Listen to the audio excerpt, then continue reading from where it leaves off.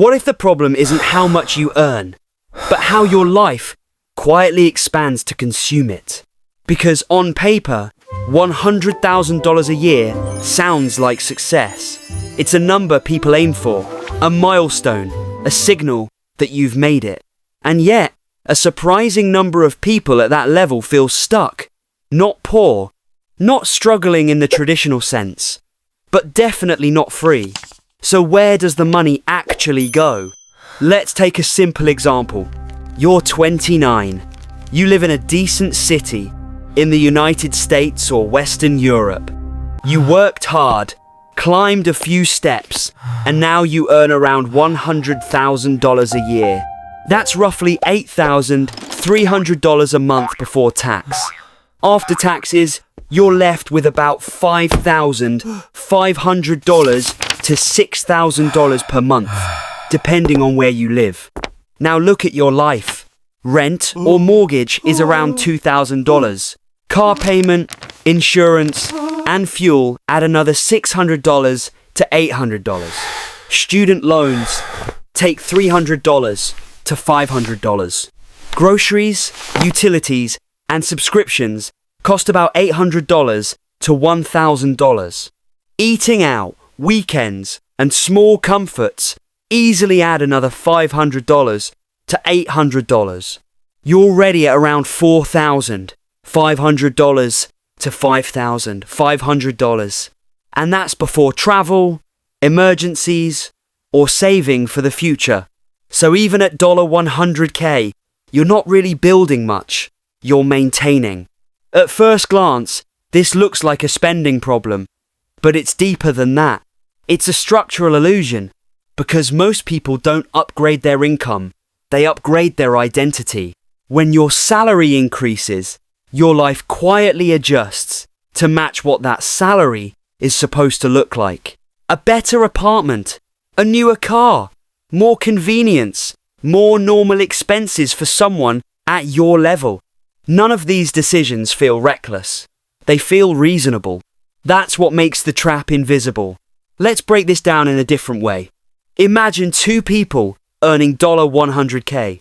Person A spends $5,500 a month. Person B spends $4,000.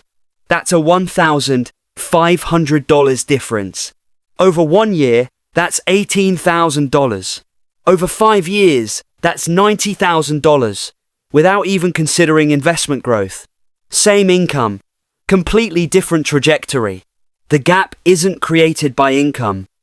It's created by behavior that feels normal in the moment. So why does this happen? Because humans don't measure wealth in absolute terms. They measure it relatively. You don't ask, am I financially secure? You ask, am I doing okay compared to people like me? And people like you change as your income changes. When you earned less, your reference group was different.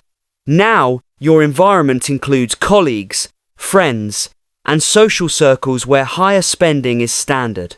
So your brain adapts. What once felt like luxury starts to feel basic, and what once felt expensive starts to feel justified. This is why earning more doesn't automatically create financial peace. It often just raises the baseline. If this pattern continues, something subtle happens over time. You become highly dependent on your income without actually building wealth. You need the next paycheck, not because you're irresponsible, but because your entire lifestyle is calibrated to your current earnings. So even small disruptions, like a job loss or an unexpected expense, start to feel serious. Not because you earn too little, but because there's no gap between what you make and what you use. That gap is where financial stability lives. And for many $100K earners, it barely exists.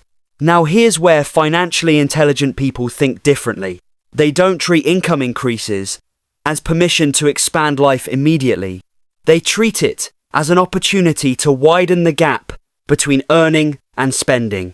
Because that gap buys flexibility. It buys time. It buys options. They still upgrade their lives, but slower and more deliberately. Not every raise turns into a new expense. Some of it quietly turns into assets, investments, or simply unused margin. From the outside, their life might look similar to everyone else at the same income level, but underneath, the structure is completely different. So the question isn't whether $100K is enough. For many people it is. The real question is whether your lifestyle is designed to consume everything you earn or leave something behind. Because feeling broke at $100K isn't always about money. It's about the system you've built around it. If this made you think differently about your own situation, consider subscribing for more honest, realistic breakdowns like this.